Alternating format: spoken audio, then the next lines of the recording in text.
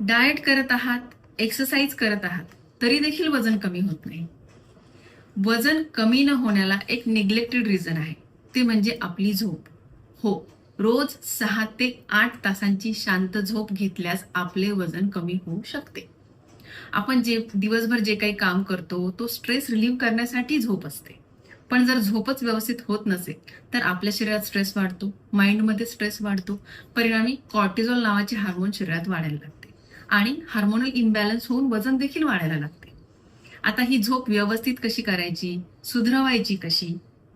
तर तुम्ही रोज जो काही तुमचा स्क्रीन टाइम आहे, तो कमी करा. झोपण्याच्या 1 तासापूर्वी जे काही तुम्ही गॅजेट्स वापरत आहे, मोबाईल आहे, लॅपटॉप आहे, टीव्ही आहे, सगळे ऑफ करा आणि मग झोपा. रात्रीच्या जेवणाच्या 10 मिनिट आधी 5 मिनिटासाठी प्राणायाम करा आणि रात्री झोपताना 5 मिनिटाचं मेडिटेशन करा.